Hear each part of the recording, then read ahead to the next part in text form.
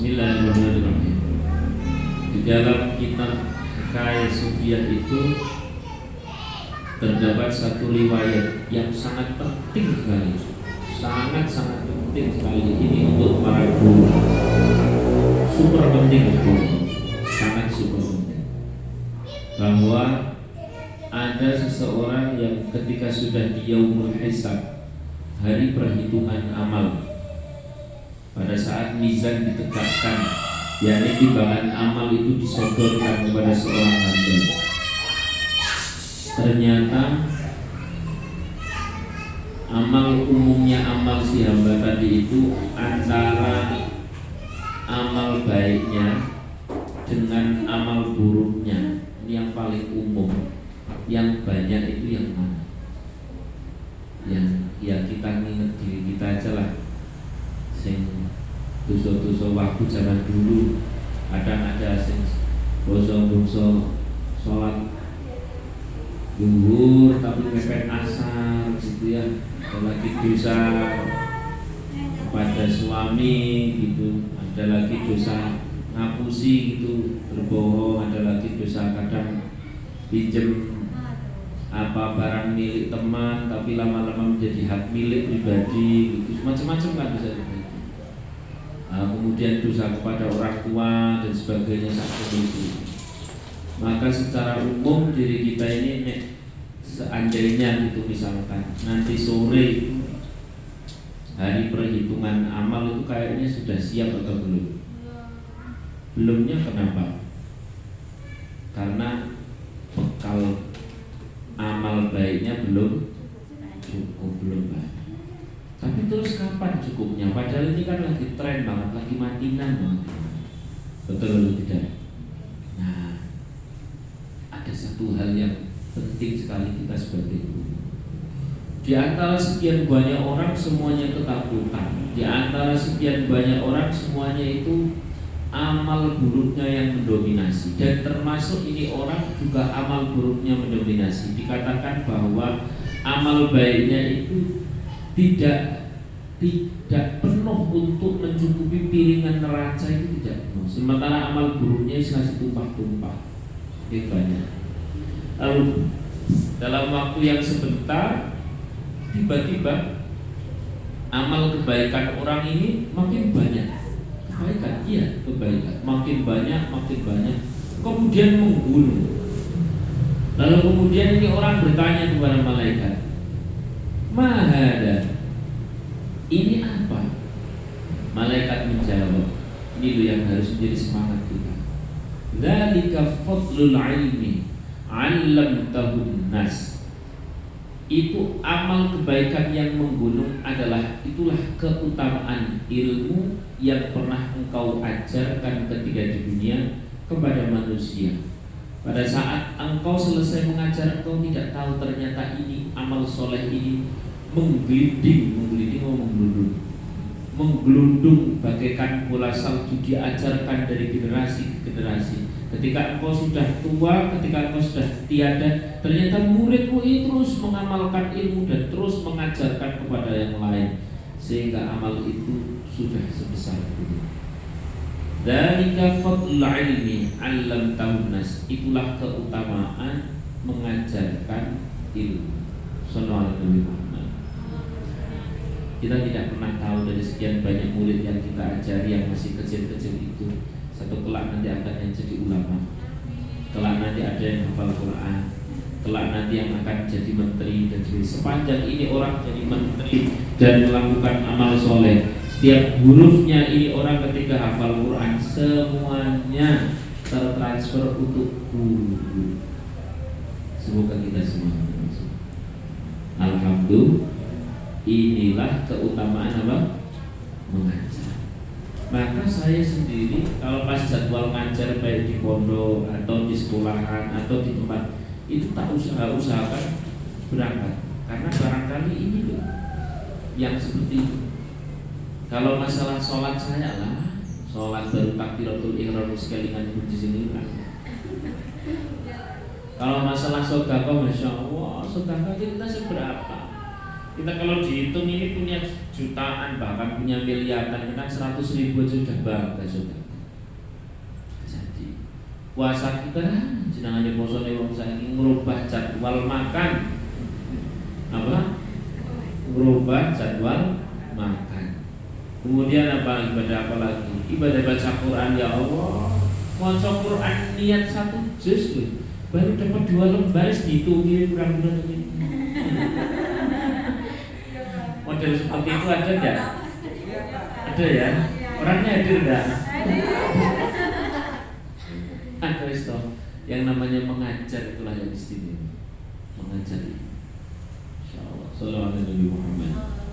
Maka jangan sampai kita itu mengajar kemudian merasakan ini ngomong enggak, inilah luar biasa. Loh, tapi kepada anak kecil, justru anak kecil itu kita kasih modal yang paling luar biasa. Ketika kelak nanti dia ada menjadi seorang ulama nasional bahkan internasional, seluruh fatwa-fatwanya itu ada investasi kita.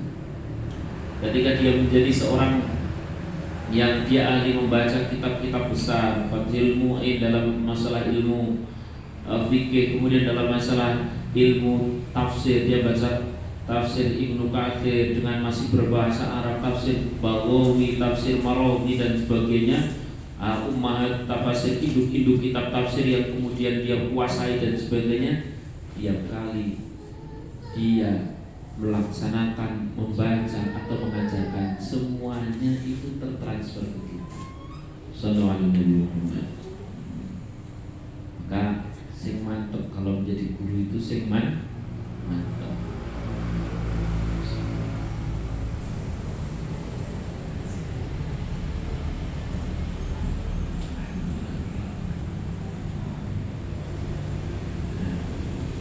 Nah, guru yang seperti apa? Kemudian kita bertanya, guru yang seperti apa yang akan mendapatkan tadi itu bola salju amal soleh, amal kebaikan yang menggeludung, yang menggelinding sehingga menjadi sedemikian besar?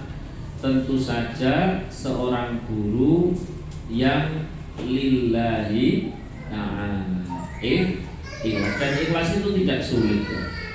Ikhlas itu tidak sulit. Ya, ikhlas itu gampang. Ikhlas itu gampang. Asalkan apa? Asalkan kita mau menikmatinya saja. Ikhlas itu tidak sulit. Ya, misalkan begitu, Bapak Ibu rahimakumullah, saya kasih garis, tengah ini garis. Di bawah garis itu adalah garis ketidakikhlasan, alias kita mengharap makhluk di bawah garis. Mengharap, setiap yang mengharap makhluk, maka itu namanya garis tidak ikhlas.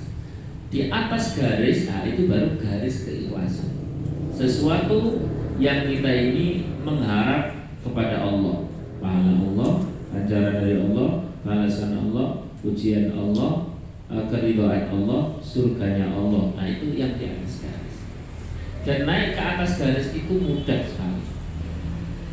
Saya tanya sama panjenengan, pada saat kita memiliki murid, nasihatin sudah, diajari sudah, dialusi sudah, dirayu sudah, ternyata tetap masih brengkel. Masih apa? Brengkel ke bahasa sini? Ngeyel. Saya tanya, rasa hati plong atau nyer?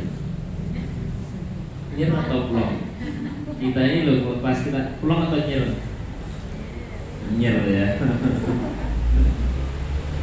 Bapak Ibu rahimahullah, rasa nyernya itu adalah sebenarnya cara Allah sedang menaikkan grade kita yang tadinya di bawah garis menuju ke atas. Bisanya kita itu nyer itu karena kita pengen anak itu manut. Bisanya terus begitu tidak manut kita nyer. Bisanya kita nyer nang hati, itu kita ingin anak itu terima kasih. Padahal terima kasihnya makhluk itu bawah garis.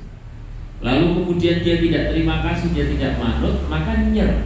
Nyernya itu adalah cara Allah lewat si anak sedang berkata, ibu jangan karena aku, udah lillahi ta'ala saja, nanti Allah yang berubah aku. Seolah dia bilang, matanya yang kosong itu menjawab seperti itu. Tapi karena kita tidak terasa. Sallallahu alaihi wasallam. Pada saat kita ngajar kemudian bocahnya angel kabeh mesti rayu api-api wis dilas. Ya ibaratnya kalau murid-murid saya sendiri udah komplit lah. Kadang-kadang mau berangkat sekolah terus anak saya sendiri terus harus pajak dulu, bayar pajak dulu di warung tetangga itu kan ya. Mandinya sudah kesulitan, ini sudah mau mandi, bayar pajak habis ini habis beli jajan langsung berangkat. Ternyata kurang makan sih itu, jadi tinggal naik motor atau naik mobil itu sudah. Ada lagi mainannya belum ini kan suwi-suwi, gimana rasanya nangati? Ya. Bapak Ibu rahimakumullah. Sebenarnya dalam bahasa yang paling gampang kalau kita mau menikmati itu ada suara yang sedang mengatakan demikian. Wahai engkau bapak, wahai engkau ibu, wahai engkau guru, wahai engkau wali santri, ingat bahwa yang bisa merubah anak, yang bisa merubah seseorang adalah yang menciptakannya. Kau jangan berharap kepada selain yang menciptakannya.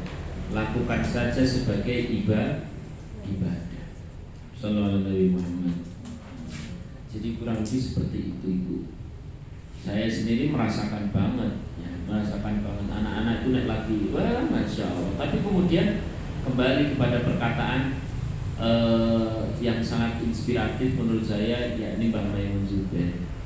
Beliau berkata, kalau kamu mengajar seorang murid itu jangan terlalu berhasrat apalagi ambisi murid itu menjadi pintar. Sebab begitu kau berambisi agar murid jadi pintar, jadi inilah jadi itu dan sebagainya, kok tidak keturutan, yang terjadi engkau marah, jengkel, betul atau tidak?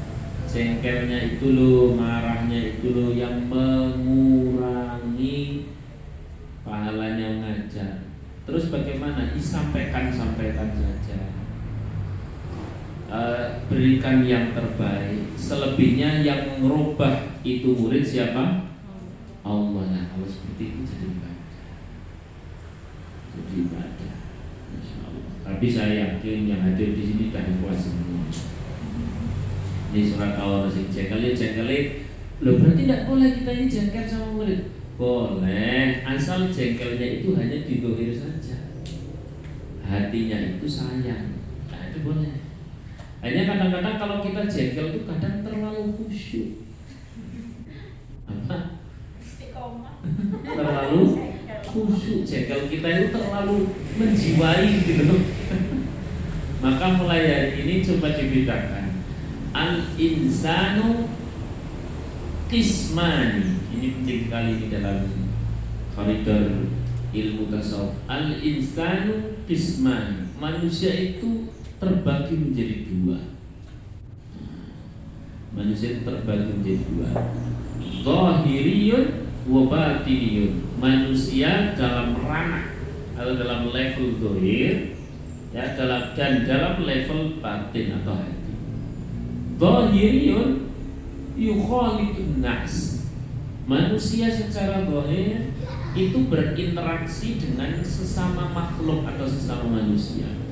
Ibarat pedagang, dia ke pasar ketemunya sama calon pembeli, kayak gitu.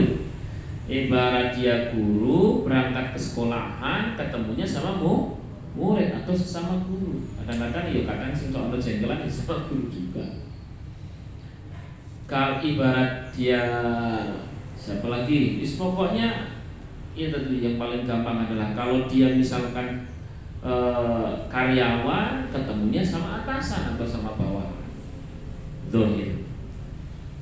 Wa batiniyun yukhalitu bil khalid. Sedangkan jiwanya, hatinya, batinnya sebenarnya itu berinteraksi dengan Allah. Ini yang kadang tak berbagi kita ini. Maksudnya bagaimana?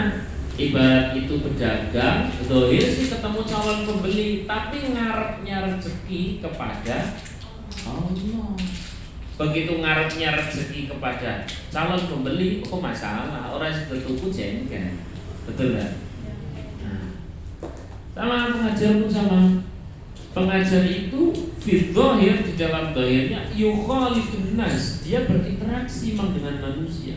Tapi fil batin, di dalam jiwanya yukhalidul khalq, dia itu berharap kebaikan akan si murid ini, berharapnya kepada siapa?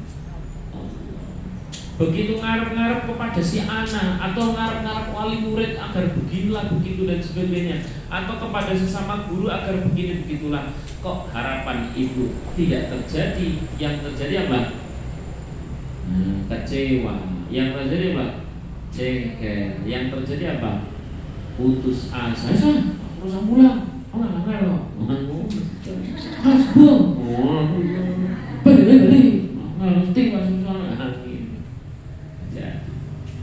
Maka kalau orang berkata jangan istiqomah, ya ternyata istiqomah itu bahan yang paling gampang ada lillahi ta'ala. Tapi saya melihat panjenengan itu sudah bertahun-tahun ngajar, berarti istiqomah. Dan istiqomah itu hanya bisa ketika lillahi.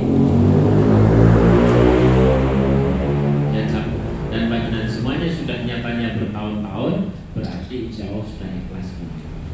Amin Allahumma. Kita tinggal menunggu hingga satu ketika nanti neraca atau timbangan amal soleh itu tiba-tiba amal soleh kita membunuh. Tiap anak-anak didik kita yang kelak besar menjadi hafizul Quran, menjadi pejabat yang soleh, menjadi pengusaha yang soleh, tiap kali mereka melakukan amal soleh semuanya tertransfer kepada gurunya. Amin Allahumma. Maka iman dan bila ini ada agak bocoran itu ya, bocorannya jangan bilang siapa-siapa. Umumnya itu nek ono sing belingnya, ini justru dia punya modal sukses yang lebih dibanding yang tidak beli. Maka sing angel-angel sing nek dikandani malah bantah. Terus apa lagi? Ngeyelan, ono maneh sing mereman, pokoknya agar melek yo berarti ngeyel, selain ngeyel berarti merem. Ibu, jangan dibenci. Sesungguhnya dia cuma orang yang sedang menghabiskan jatah belingnya ketika kecil, selanjutnya tinggal jatah suksesnya ketika besar. Maka justru ini harus mendapatkan perhatian yang lebih, karena ini modal kita. Satu ketika nanti ternyata jadi ulama, Masya Allah, pasti dan sing panen. Satu ketika ini nanti jadi orang sukses, pasti dan sing panen. Masya Allah. Maka dulu ibu saya kan ya guru toh, ada seorang yang sudah dewasa datang ke ibu. Ibu, sekemutan pulau betul. Bisa betul Pak. Siapa ya? Alah, orang ini loh. Dia itu sudah menjadi orang hebat, jadi orang hebat-hebat tenang, karena yo tadi dia menjadi salah satu pejabat daerah yang sekaligus menjadi kiai yang pesantrennya itu besar dan sebagainya.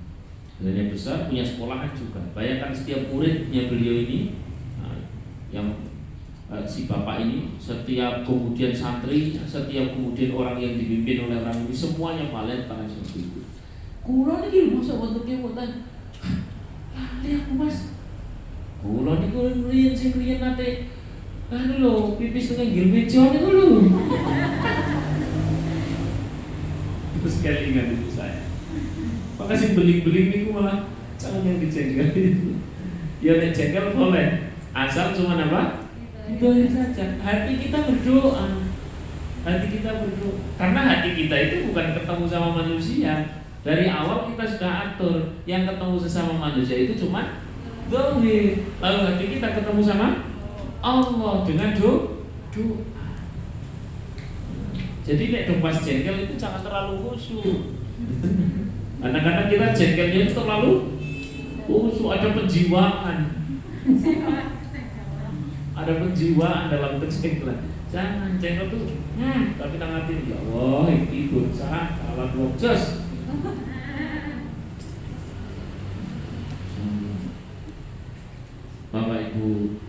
Allah. Nah, ini menjadi penting sekali bagi kita semua.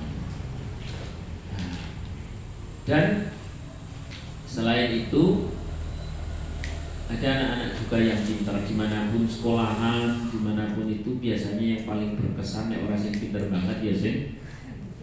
Apa? Sering beling banget ya.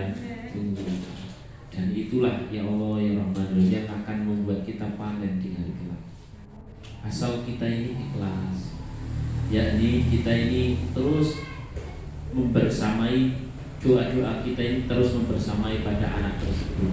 Masya Allah, yang panen kita. Tapi begitu kita ini yang datang ke sekolahan, cuma datang bawa badan tok, roh kita, hati kita tidak ikut bawa dalam doa. Kita ini seperti robot, Pak. Nek seperti robot, ya Allah, kita ini mesti kalah dengan mesin. Saya tanya, kalau kita ini sholat, melakukan segala aktivitas tanpa hati, sejatinya kita bisa kalah dengan robot. Contoh misalkan, ada orang sholat, paling pol berapa rakaat kita? Ya, mungkin 4 rakaat, 2 kali 4 rakaat, 2 berarti 8, udah hebat. Saya kasih kabar, nek sekalian orang nganggo hati, kalah dengan robot. Robot itu bisa sholat telung dino, sujud, bukan sujud, baterainya diambil, telung dino sujud. Itu nek mengurang nganggo hati. Maka kita kalah dengan siapa? Robot. Kalau kita tidak pakai hati, itu kita bisa kalah dengan ini ya, MP3 murotal. Kita ini paling pol nek tadarus berapa juz? Sak majelis berapa? Hah? 1 juz dihitungi kurang piro ngono. 1 juz dihitungi kurang piro. Nah ini kalau kita tidak pakai hati, tidak ada harapan, tidak ada doa, hati kita itu kosong, hati kita itu kosong. Ini saya kita ini kalah dengan MP3 murotal itu satu, apalagi di ces lah. Bisa tekan sesok nanti terus, betul atau tidak? Maka hati kita itu harus dibawa dalam doa. Jangan kosong hati kita. Apalagi cuma belum mau mengangkat, yes, imannya, iman itu. Belum mau mengangkat sekolah. Aduh dari peraturan, yo, iman itu kosong kita. Belum mau, jangan aku ramai makan, sampai pegal-pegal, gara-gara bu. Nah dulu, DA barang dulu, akhirnya mangkat. Ini yang di bawah garis semuanya. Garis yang di bawah itu namanya gara-gara makhluk, yang di atas karena Allah. Saya tanya, kalau ada ngomong mangkat, lah piye wis peraturan. Ini di atas garis atau di bawah? Lu kok ngajar? Iku pepet mana wong aku asline pengen jadi menteri wanita. Saya ini kepepet kalau itu pengajar. Atas atau bawah? Kita ini mulia. Nah, terus sama mana? Nah, lu kok berangkat ngajar? Lebih mana? Wong yo jane iki ora pengin ngajar, tuh ngajar wis gara-gara wong tuwa gitu. Atas atau bawah? Iman-iman itu kalian mending seret kita naikkan level kita ke atas. Ya Allah, saya ngajar ini benar-benar mencari bekal dunia, mencari bekal apa? Saya ngajar ini benar-benar menabung kebaikan dunia, menabung kebaikan akhirat. Saya ngajar ini benar-benar menanam kebaikan dunia, kebaikan akhirat yang panjang, yang besar, yang itu nanti akan menolong, yang itu nanti menjadi harapan satu-satunya ketika seluruh amal saya tidak bisa diharapkan. Yang ini nanti akan menjadi kebahagiaan ketika seluruh hal yang aku punya tidak bisa membahagiakan. Yang ini nanti akan menjadi satu-satunya yang paling menolong ketika tidak ada yang menolong lagi. Itulah yang namanya mengajar. Maka makan di rumah. Bismillah. Kalau ada yang mengatakan tapi kan akhirat masih lama Ustaz, masih lama piye? Wong iki lagi tren matinan kok. Dikit-dikit di grup itu isinya apa? Turut bela sungkawa, dikit lagi innalillahi, dikit lagi derek bela sungkawa, dikit lagi apa? Segitu, apalagi di Facebook juga sama. Oleh karena itu satu-satunya amal kita yang paling untuk menjanji itu yang ulang. Maka bagaimana mulang ngajar itu memenuhi syarat untuk menjadi yang disebutkan dalam hadis yang tadi disampaikan. Sallallahu alaihi wasallam. Bapak Ibu rahimahullah, ini idealnya bukan tanya jawab.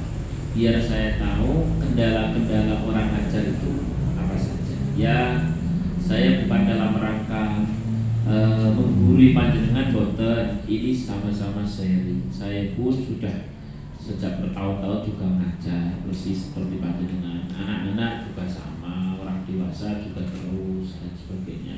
Barangkali dengan sharing-sharing seperti ini nanti akan menemukan ya ilmu-ilmu yang semoga bermanfaat. Amin Allahumma. Untuk sesi pertama barangkali dengan punya keluhan apa, masuk pada level keikhlasan dalam mengajar tadi itu, kendalanya apa saja, lalu mungkin ada dengan yang kesulitan kalau kadung jengkel itu terlalu menjiwai, itu kasusnya seperti apa, atau kadung jadi guru itu sebenarnya adalah pilihan yang nomor ke-62 gitu, atau bagaimana, monggo jenengan mau sharingkan sesuatu atau jenengan punya kendala di bagian manapun, apakah kesehatan atau apa saja dan sebagainya dalam hal masalah mengajar atau sulit dalam hal apa begitu, dipersilakan. Monggo kemudian silakan. Waktu saya kembalikan ke moderator. Biar dua arah. Ya, atau mohon sekali Ustaz atas penjelasan-penjelasannya. Kebetulan yang mau sampaikan saya sudah menang lagi. Ya Ustaz, benar itu ya. Ya Ustaz, terima kasih tadi ilmunya. Kayaknya itu nyenggol langit banget ya Ustaz, nyenggol saya banget. Ya kadang-kadang juga masih terlalu menjiwai. Terus problem apa namanya, salah satu problem saya itu juga apa itu ya itu tadi mengharapkan anak tahu dan paham terhadap apa itu, ekspektasinya terlalu besar sehingga apalagi kalau pas ngajar SD ya berbahasa Inggris gitu, kan nggak bisa.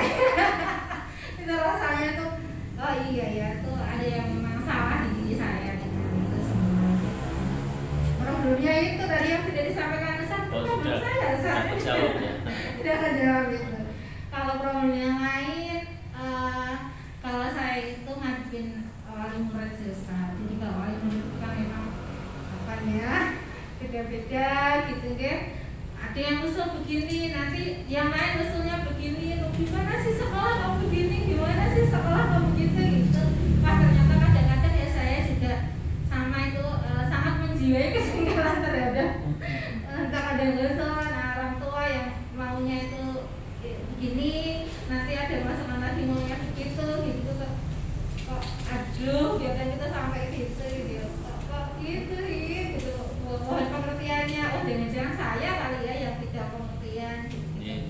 Wali santri wali murid kita itu bagaimana mengatur hati supaya apa itu ya yang bisa menyikapi hal-hal itu dengan nyaman gitu. Ini nambah dulu Pak. Tidak usah, oke.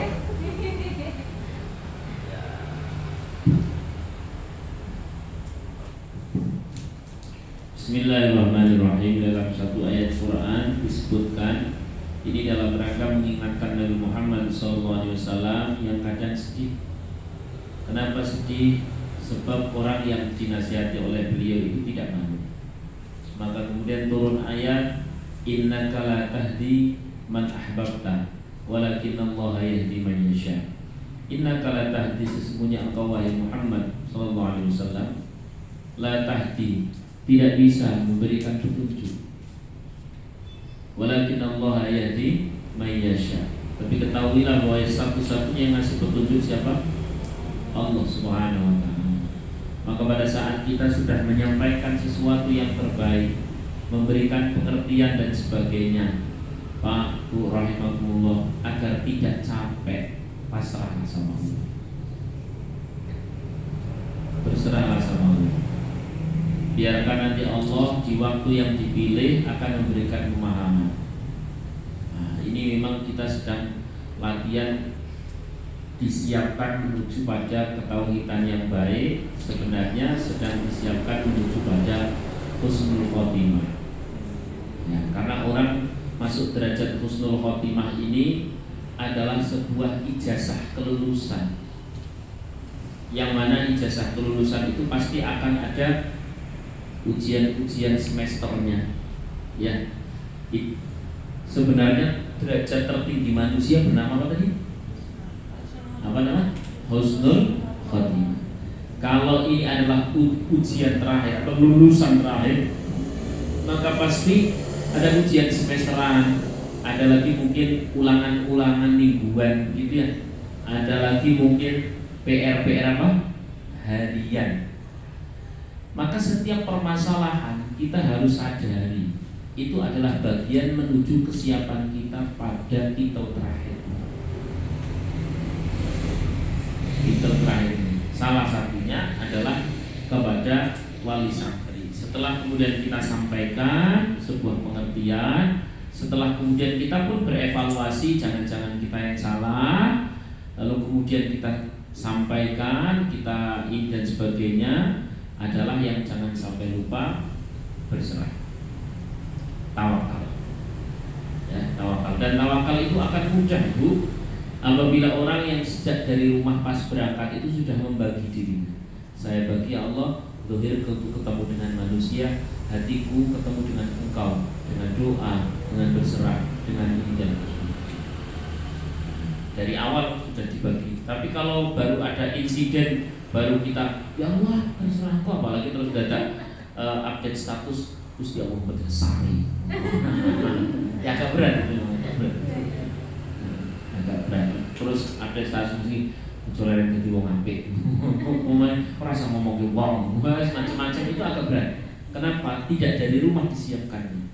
Tapi kalau yang dari rumah sudah disiapkan, apalagi sudah terbiasa. Sudah terbiasa pada saat selesai sholat, ya Allah, diriku ketemu makhluk, hatiku ketemu Engkau ya Allah. Diriku ketika di rumah ketemu suami, apa sih yang dimaukan suami, apa teh atau kopi, maunya itu dan sebagainya. Itu kan dohir. Secara hati sebenarnya ini sedang ibadah kepada Allah. Sedang ibadah kepada Allah. Jadi dulu ada kisah di mana seorang yang suaminya itu buta, tapi dia itu sangat sedemikian melayani suami. Ketika ditanya sama temannya itu, suamimu buta loh, sampai tetap kudu sing masak sing ayu untuk melayani dan sebagainya. Sejatinya itu siapa? Kan begitu. Nah, sejak dari rumah sudah terlatih bahwa ketemu manusia itu zahir, ketemu hati itu adalah ketemu dengan Allah, dengan doa, dengan harap, dengan tawakal dan sebagainya. Pada saat sampai sekolahan, dengar komplain dari wali santri atau dari wali murid, ya ibu ya, minta maaf, ini kami sampaikan bahwa ini peraturannya begini. Kenapa kok peraturannya demikian? Karena alasannya demikian. Mohon dimengerti. Nah, nanti yang ngomong nek belum ngerti, nek ora yo. Bener cekel. Tapi nek pada saat kita koyo sinanggon sinetron ini mohon dimengerti. Nek ora puas. Kayak sinetron kan. Diam tapi hatinya gemuruh, aduh repot gitu. Ya.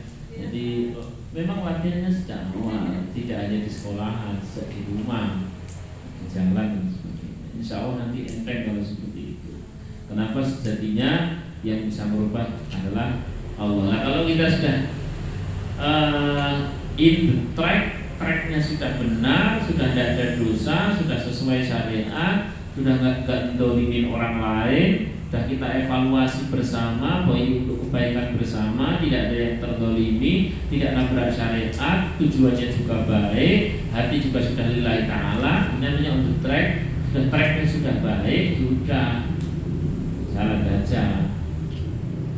Kalau terus tengok kanan kiri dan sebagainya, nanti persis seperti Abu Nawas sama anaknya.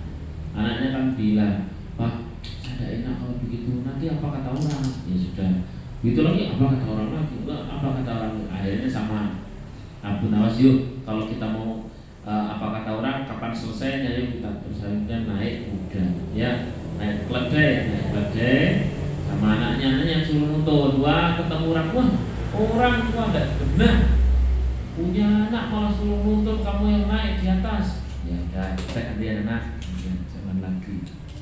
Begitu jalan lagi, gantian langsung. Oh, anak memang enggak punya adab, ya. Orang tua malah suruh nuntun, kamu yang naik di atas. Yo, gimana nak? Aku naik salah, kau naik salah, kita tidak bisa naik wis. Kita nggak usah kita naik, jalan lagi. Ketemu orang lagi, masya Allah, ki wong loro gendeng kabeh. Punya kendaraan kok mubadir gitu loh. Mubadir yo salah nak. Ya, kita ambil kayu atau apa, kita naikkan kayu di sana di keledai itu. Ambil kayu, naik keledai. Wah, iki lurang genah maneh. Untuk kendaraan malah dinaiki, kayu sama jelipan berjalan, SB, kok diangkat, bisa ditinggal di kendaraan. Semua kita. Kalau atas omongan orang, maka sekolahan itu harus punya style. Style itu ya sudah serangkuman, sudah komposisinya, ya komposisinya salah satu komposisi yang paling kuat adalah satu sesuai syariat, nomor dua tujuannya lillahi ta'ala, kemudian nomor satu tujuan lillahi ta'ala, teknisnya sesuai syariat, sudah tidak ada yang dizalimi lagi, ini demi kemaslahatan, dan kemudian ada yang belum paham, ya kita tinggal pikir lagi, ya Allah dia belum paham, ya Allah tidak apa-apa, namanya juga belum paham, maitu ya Allah, mulutnya itu ya Allah, sip itu dulu permukaannya, ya Allah ada wali sampai kok muncul permukaan yang mungkin beri dia pemahaman, ya Allah gitu. Jadi nanti kita sibuk mendoakan, bukan sibuk melawan dengan kejengan. Nanti efek habisnya rezeki kita habis. Belum lagi kesehatannya, apalagi ini kan kita lagi butuh banyak imun atau apa ya. Salah satunya kan ngatur hati kan? Ngatur hati. Oh, dia bikin jengkel, terus ketemu wong musuh. Kalau orang ketemu orang baik, ketemu orang silaturahim, hatinya rahim, hatinya kasih sayang, ini panjang umurnya insyaallah. Tapi kalau ketemu orang jengkel, ketemu orang musuh, ketemu orang suudon, ketemu orang boleh ketemu orang rasani dan sebagainya, ketemu orang gondung, ketemu orang apalah selain gondung, sengit dan sebagainya, ini namanya daftar cepat mati. Oleh itu sudah memang gitulah cara ngaturnya.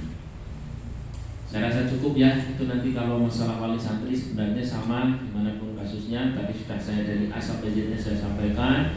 Apabila kita sudah in the track, sudah sesuai jalur yang baik, ya kita laksanakan. Kemudian orang mau berkata apa dan sebagainya, kita berkatalah dengan baik sambil berdoa, ya Allah pahamkan orang itu. Nanti kan dia paham.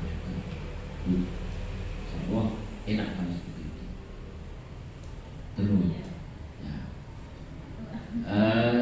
Kalau tidak ada yang bertanya, saya lanjutkan materi sedikit. Oh, silakan. Oh, itu dulu. Oh iya. Saya kan ibaratnya orang awam. Itu tadi Pak, kalau ada penjelasan tentang blogger, tentang batin. Tapi gini, bagaimana cara meningkatkan keikhlasan kita kepada Allah? Tapi kok kadang jurusnya lebih ke dohirnya kayak gitu. Tapi ingin tingkat derajatnya yang di atas garis kayak gitu. Gimana caranya? Mungkin itu Pak. Iya. Bismillahirrahmanirrahim. Jadi perhatikan benar yang ini paling penting. Saya pun menunggu pertanyaan ini sebenarnya. Garis di atas garis keikhlasan di bawah. Sebenarnya detailnya ada sendiri, namun yang paling gampang begini. Misal yang paling gampang itu begini. Di atas garis itu sebenarnya grade-nya ada sendiri-sendiri. Di atas garis itu ada grade C, Grade C itu orang yang mengharap kepada Allah tentang kepentingan dunia. Paham ya? Saya sholat, mau sholat, iya, gampang lah urusannya. Boleh atau tidak? Boleh. Ini ikhlas atau tidak? Ikhlas. Tapi C. Tapi kan ikhlas. Ya tapi C. Tapi di atas garis itu ada C. Naik lagi adalah B. B itu ini tertulis dalam kitab Jawahir Tauhid. B itu adalah seseorang yang mengharap kepada Allah untuk urusan akhirat. Ini saya yakin yang ada di sini kan wajah-wajah 3 juz tiap hari sepertinya lah ya. Betul kan? Nah, atau minimal wajah belum bisa tidur kalau belum baca surat Al-Mulk ya. Al-Mulk apa Al-Ikhlas? Gitu ya. Terus kemudian kenapa kok baca Quran ya? Biar nanti Quran menjadi penolong di akhirat. Nah, ini namanya B. Kenapa kok ngajar ya? Biar nanti saya banyak tabungan amal ketika di hadapan Allah. Ini namanya B. Namanya apa? B. Mengharap kepada Allah urusan apa? Akhirat. Itu B. Kemudian yang paling atas ini A. A itu adalah mengharap hanya kepada ridha Allah. Lillahi ta'ala.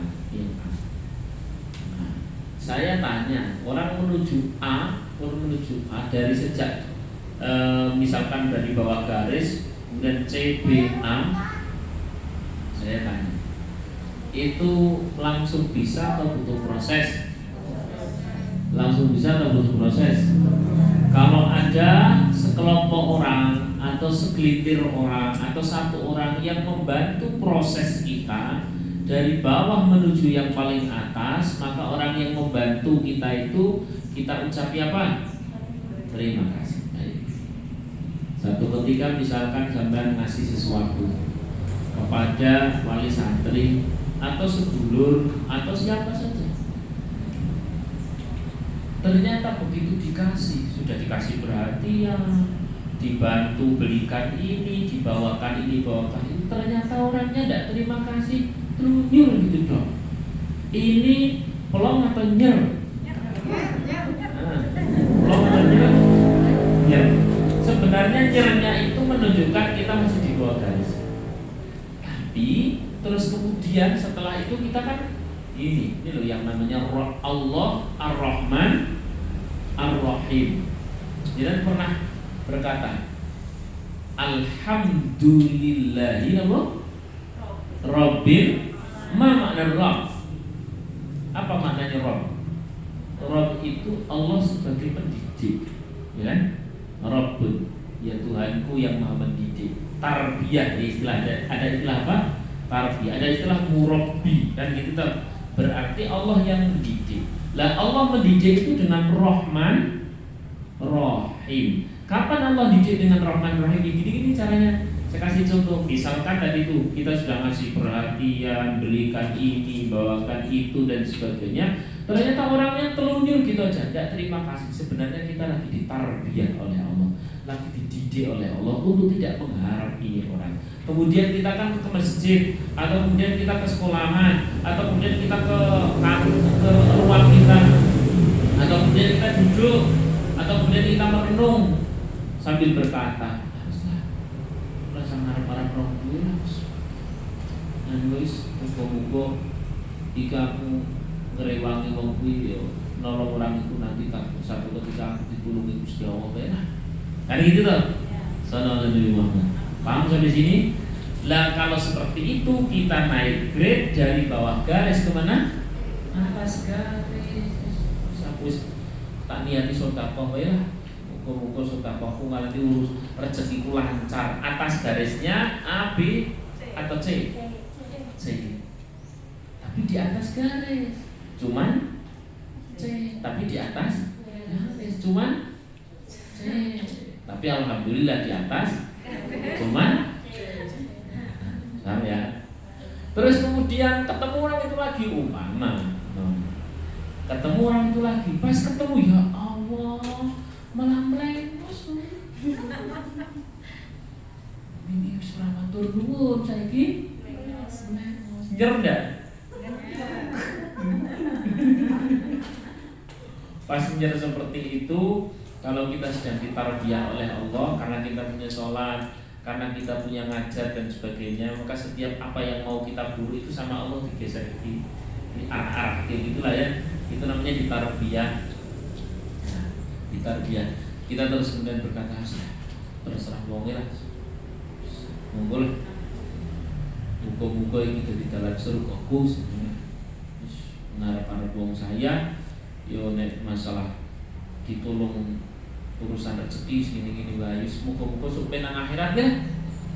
Muka-muka Gusti Allah paham lah nang akhirat, muka-muka nanti dimudahkan urusan akhirat. Nah, ini maksudnya apa ini?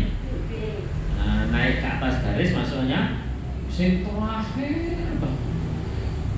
ketemu ramu mulai mostok malah jari itu wong iki nyebar fitnah. Terus kan akhirnya dari Gusti Allah boten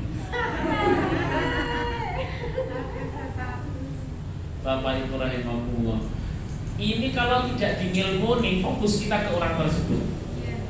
Tapi kalau dikasih ilmu fokus kita lagi dididik oleh ini pentingnya ngaji, biar tidak salah fokus, biar tidak gagal fokus. Setiap kita ini mempunyai nama sendiri-sendiri. Setiap kita ini punya hubungan personal dengan Allah. Lalu Allah kalau ngasih hubungan personal dengan diri kita ini kadang lewat hambanya yang lain.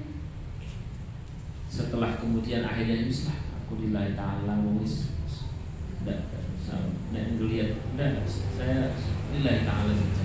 Ketika kita akhirnya lillahi ta'ala, kita masuk ke A. Saya tanya, sebenarnya ini orang jengkeli atau berjasa? Jawab jengkeli atau berjasa? Berjasa atau jengkeli? Kasih jawab berjasa jengkeli. Sebenarnya berjasa.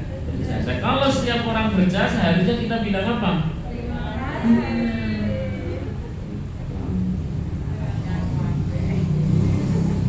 Inilah pentingnya ngaji.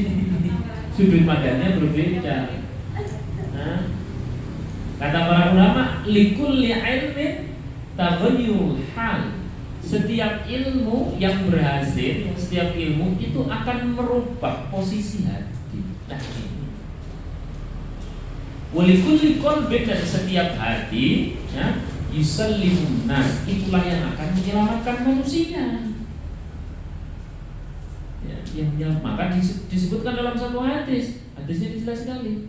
Nah, hadisnya adalah ala fi kulli jasadin, ingatlah bahwa dalam setiap jasad kita mudghotun, ada segumpal daging. Yang segumpal daging itu apabila dia baik maka baik seluruhnya, apabila dia buruk maka buruk seluruhnya. Ala wahyal qol, ingatlah bahwa itu apa? Dia tokoh. Paham ya sampai sini? Nah, sehingga itulah dari cara Allah Subhanahu wa taala mentarbiyah kita. Sehingga pada orang tadi yang melengos tadi itu, yang tidak terima kasih malah melengos, malah play victim, ngomong kelek gitu ya. Itu kita bilangnya, kita harusnya balas dengan marah atau matur nuwun?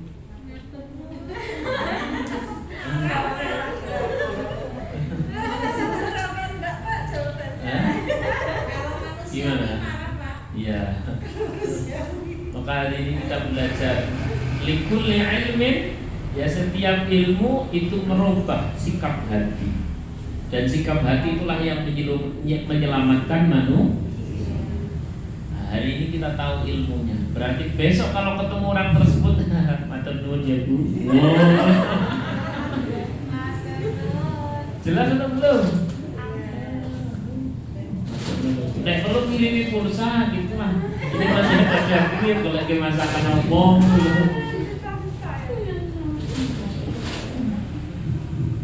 Nah, inilah pentingnya ngaji. Kita jadi punya sudut pandang yang berbeda. Dan sudut pandang itulah yang menyelamatkan, ya. Insya Allah. Sekarang ya cukup. Insya Allah ini sudah solihah semua ini. Tiap kali ketemu orang seperti itu. Ah ibu, terima kasih aku. Terima kasih apa? Saya terima kasih. Insya Allah. Ya memang begini Bu, ini akan berat sekali bagi orang yang tidak punya komitmen. Tapi ringan sekali. Komitmennya apa sih? Komitmennya simple. Makana yu'minu billahi wal yaumil akhir. Siapa orang yang yakin kepada Allah dan yakin ada hari akhir, yakin ada pengumpulan amal soleh, melakukan yang seperti ini ringan, lumayan oleh tabungan betul. Tapi kalau orang yang sudah tidak yakin sama hari akhirat, ini memang agak berat karena dia tidak punya komitmen dalam lisannya.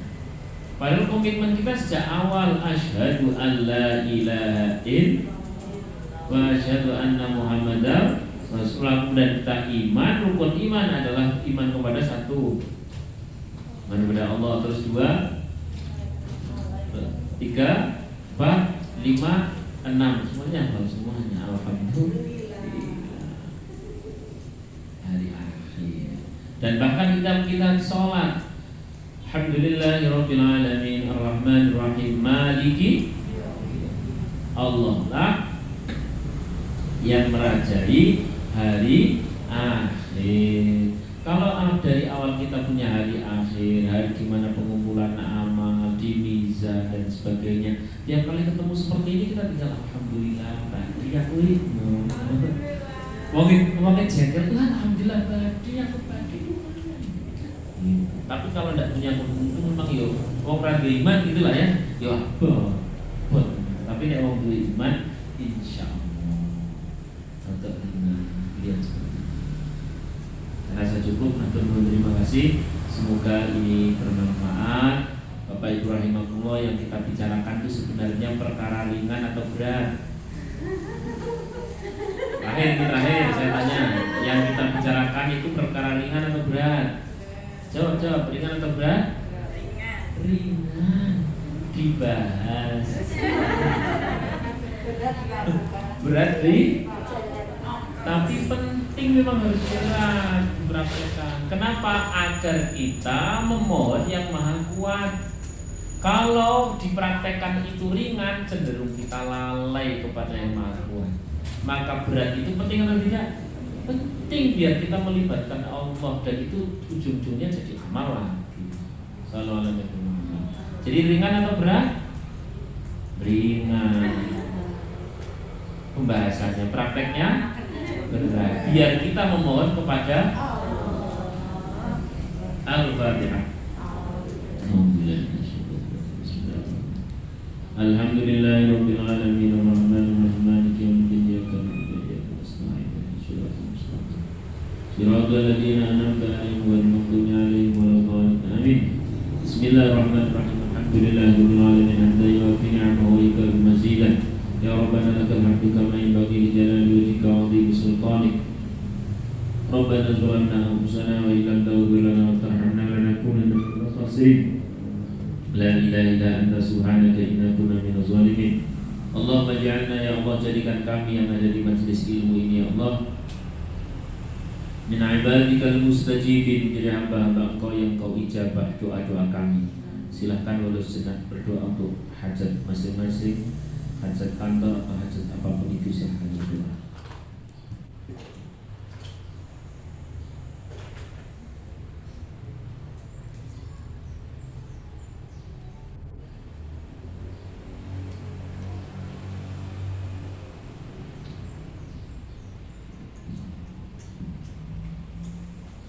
Rabbana atina min ladunka rahmah wa hayyi lana min amrina rasyada. Rabbana atina fid dunya hasanatan wa fil akhirati hasanatan wa qina adzabannar. Wassallallahu ala sayyidina Muhammadin wa ala alihi washabbihi wa sallam. Subhana rabbika rabbil izzati amma yasifun, wa salamun alal mursalin, walhamdulillahi rabbil alamin. Al-Fatihah. Ar-Rahmanir Rahim maliki yaumiddin iyyaka na'budu wa iyyaka nasta'in ihdinas siratal mustaqim siratal ladzina an'amta 'alaihim. Demikian yang dapat saya sampaikan sebagai statement terakhir. Semangatlah mengajar, akan di satu ketika kita pasti akan panen. Panen kita banyak sekali dengan mengajar itu mengalahkan siapapun. Itu panennya para pengajar itu mengalahkan siapapun. Rasulullah sendiri mengajar, maka semangatlah mengajar agar kita kemudian panen. Dan yang nomor dua, pelan-pelan kita belajarlah tentang ya tadi itu ikhlas dan sebagainya. Pasti nanti Allah yang akan menolong. Billahi taufiq wal hidayah. Assalamualaikum warahmatullahi wabarakatuh.